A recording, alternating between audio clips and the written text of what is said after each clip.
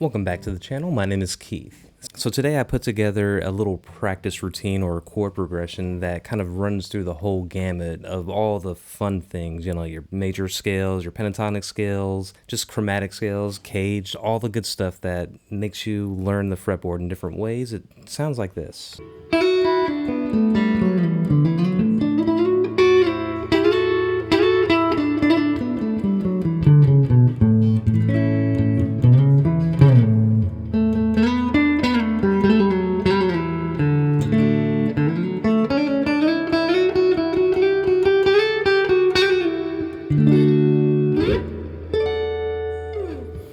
It may seem like a lot, but really when you break it down into chunks, it does go over everything, and it's not too bad, and we'll walk through the whole thing. So if this sounds interesting to you, then this is the right video to you, because we're going to be breaking everything down with tabs, charts, and diagrams. Alright, so as I said, tabs, charts, and diagrams will be in this video. They're all available for free via my Patreon. All you have to do is be a free member. You can grab them from there. And a great way to support the channel is via my Sweetwater links. I have affiliate links in the description. Anytime you hit one of those links and make a purchase, a small commission goes my way.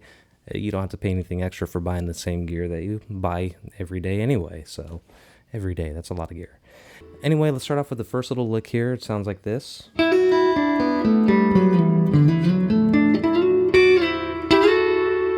Now, I learned that from guitar friend Tim. I'll put a link to his channel in the description. He got that from Guthrie Trapp and watching one of his live footage concerts in Memphis, or not Memphis, in Nashville. And anyway, we're starting in the key of D.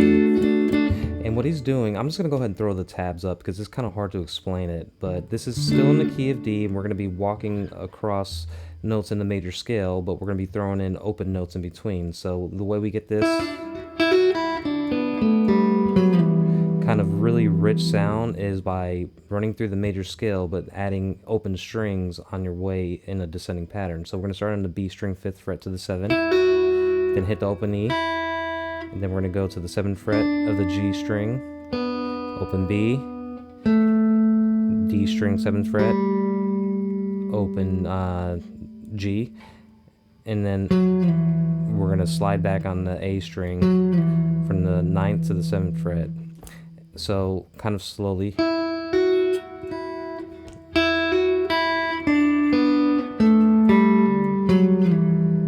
That's that sound.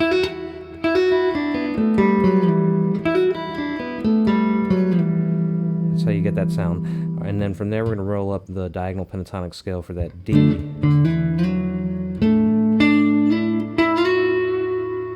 And then hit these 6. And it's all on that tab, and then we're gonna kind of hit the thirds like that, end up on that D,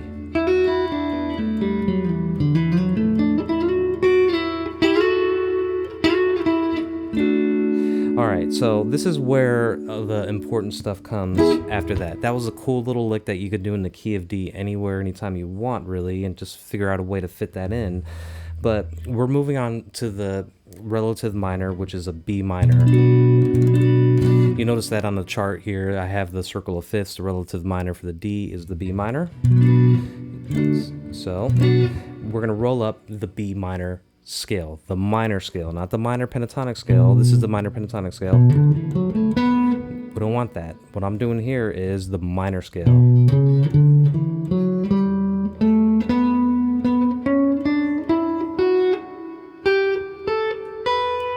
Alright, so that's where the minor pentatonic scale comes from. And instead of the whole 7-note scale, you're distilling it down to a 5-note scale and a pentatonic scale. But really it comes from this. It's always good to know because in certain circumstances, rolling down that scale brings me right down to the 5th, which is an E. So it's...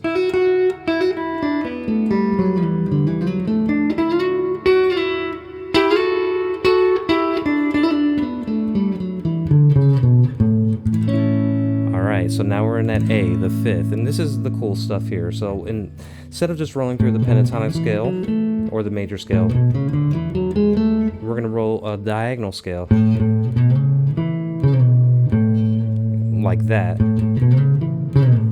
And I'm kind of doing this quickly on that low E string. If you get that technique down, it's pretty cool to use. And then I'm kind of taking that octave and doing the same thing. And then I'm going to roll back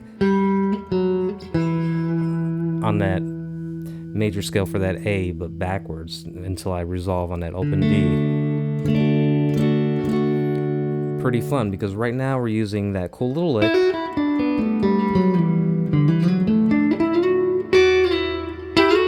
And then we're using the minor scale. And now we're in that fifth, and this is where we use that major pentatonic scale in diagonal form.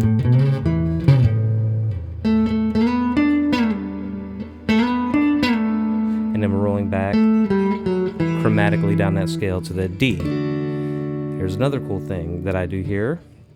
I'm not calling it cool because I did it. I just think it's cool because of the theory behind it. Let's get that straight. So if you know your open position pentatonic scales, open D, right? You could do something like that. So the open position pentatonic scale, it's like this. So the open position scales, major scales, tend to throw people off when you ask them, can you play it there? So I would suggest taking some time to learn the scale down here, because it could be valuable, especially when you do things like this.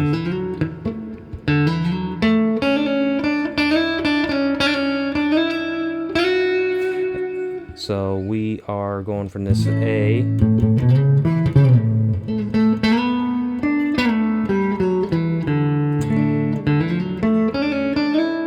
and then from that D, we're moving chromatically up the major scale for that D, but on a single string.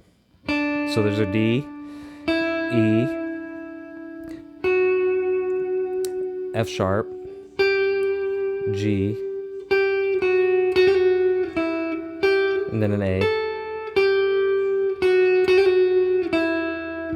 And then we end up on that D. And then if you want to hit this D for emphasis on the very end, hey, we got that D, which is the same as this. Now, the reason I put this whole thing together like that, and I would encourage you to kind of at least pick away at it, is because we're incorporating everything here, you know, from the really cool licks with the open strings, and then diagonal scales, pentatonic major scales, and then the sixth, and then this kind of third run. Then we're rolling up a minor scale,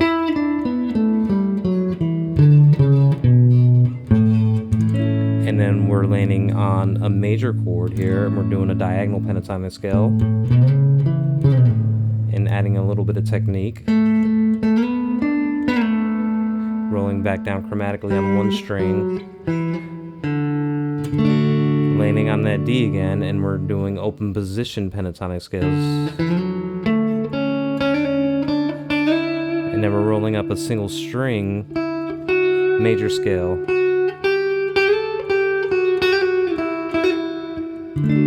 And resolving on that D. And on that D in this area of the fretboard, just for emphasis. So it rolls through the whole gamut of things that I kind of go over in my videos, and I think it's a little fun thing to noodle around with. And hey, the main point here, other than that, is having a tonal center when you play, so you could make things up like this yourself. My tonal center in here was a D, right? And instead of just doing a 1, 4, 5 progression, I want to do something a little different and add the relative minor in the fifth. You could make anything up that you want as long as it fits the parameters. You could even make a song out of these chords.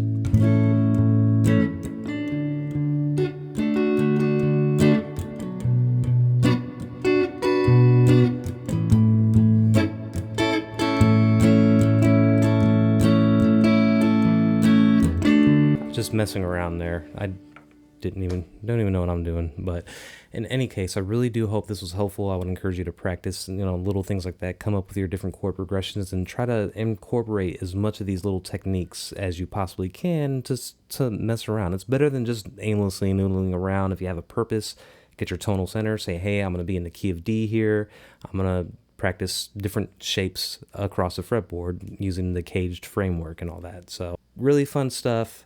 More acoustic stuff on the way. I'm probably going to break that out next week. So if you are here for some of the acoustic things, then don't worry, they are on the way. With that said, I hope you have a great week, and I'll talk to you later. Thanks. Bye.